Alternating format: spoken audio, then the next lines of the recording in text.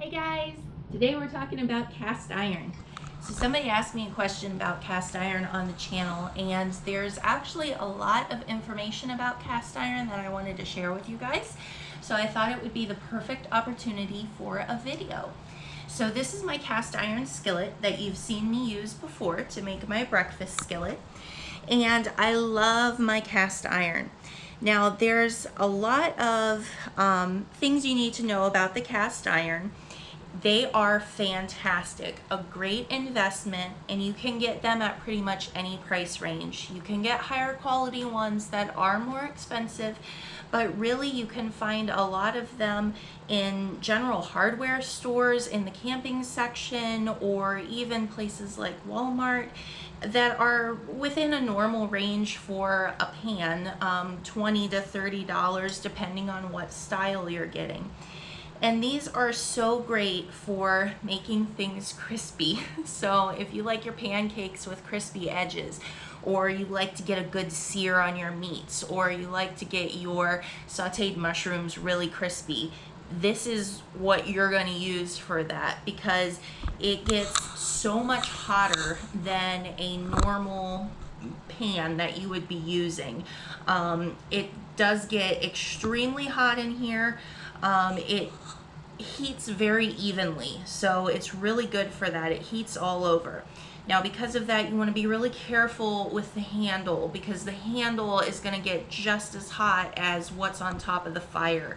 So you want to make sure that you're wearing an oven mitt when you're picking this up, or they actually sell special little sleeves that you can put on it, cloth sleeves, silicone sleeves, so that it's safe to pick up. And one of the great things about cast iron is you can use it on the stove top, you can use it over top of a fire if you're camping, you can use it in the oven. So if you have a recipe that starts on the stove and ends in the oven, this is great for that because it's basically one pot. So another thing about cast iron, how do you clean it? So cast iron is seasoned, which I'm sure you probably know and have heard before, but what that means is that it's got oil already on it and everything. It's already seasoned, and it lends that seasoning to the food that you're making. So the more you use it, the better it gets, and that's not normal for a pan. Like normally the more you use it, the worse it gets. With cast iron, the more you use it, the more flavor you get out of it. So how does it get seasoned? Well, a lot of pans, you buy them and they're already pre-seasoned. But what you do to season it is after you've washed it, you take a paper towel and some cooking oil and just do a real thin little coat on it, which you can see this one's pretty glossy because it's got the oil on it. Now that is super important to keep your cast iron from rusting, because if you leave any water on it, it will be prone to rusting, and so the oil helps to avoid any rusting after you've dried it. Now for actually cleaning it, the best method is once you've taken your food out to just use some really hot water and just rinse everything right out of it, and then dry it really well, and then go ahead and give it the oil coat. Sometimes if life gets hectic like it really does, sometimes you're not going to be thinking about cleaning your pan right after you've taken your food out. So if that happens, you can get one of the plastic little food scrapers that you find in the cleaning supplies and just scrape the food off. Hot water again. Try to avoid using soap if at all possible, because the soap actually cuts through the seasoning that you've got in there, so you don't want to do that. You want to avoid using soaps as much as possible. Also, don't use scouring pads, because that as well is going to cut through the seasoning and basically take away all the work that you've put into seasoning your pan. So once you've got everything all cleaned out, you've rinsed it really well with your hot water, you're going to take some paper towels and dry it off, or you can also put it over top of the stove again with a low heat to make sure that all of that water is evaporated and dried off, and then coat it with oil. Now, what happens if you have a rusty cast iron? This happens. It does happen.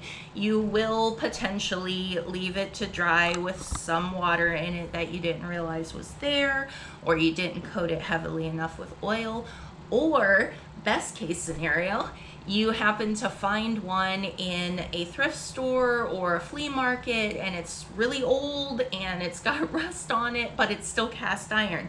This is one of the beautiful things about cast iron. It can be brought back to life, so it's a really sustainable material, because you can keep these things for years and hand them down.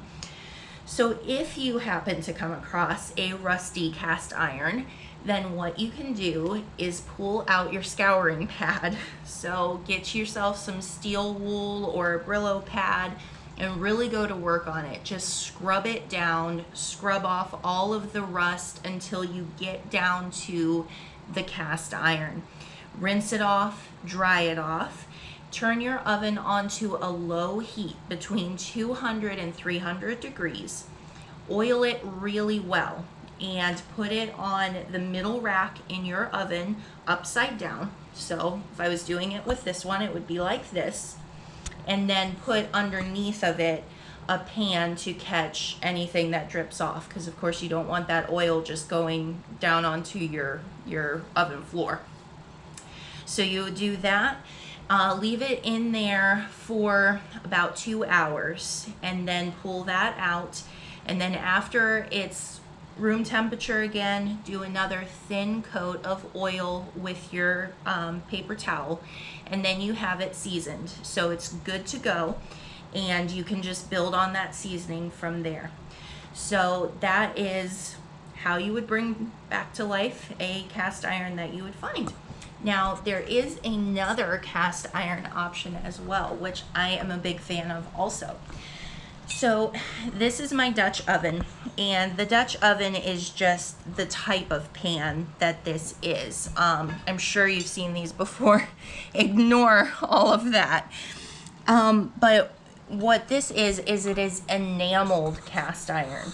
So it heats just the same as the cast iron does, which means it gets hotter than a normal pan does, but it's enameled, so it's very almost non-stick, and it's a little bit easier to care for than this type of cast iron, because you're not oiling this one down or anything like that. You're washing it as you normally would with just soap, water, and a pad, and it's just very versatile. So enameled is also another great way to go.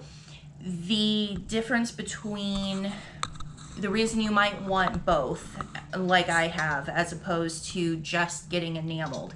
Enameled is way easier to care for, but it's not going to give you the crunchy, seary goodness that this one's going to do. So these are really 4 different things in my mind.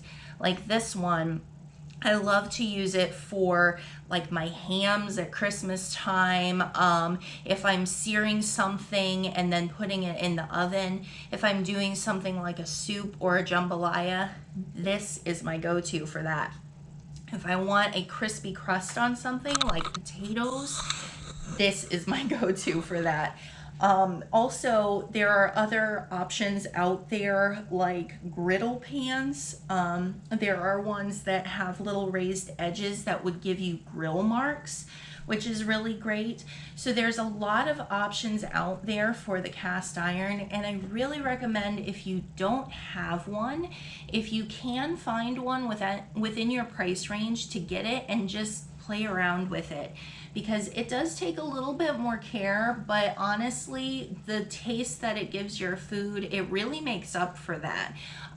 It's really one of those things where you get started in it and then you're like, oh wow, this is amazing, I need more of these.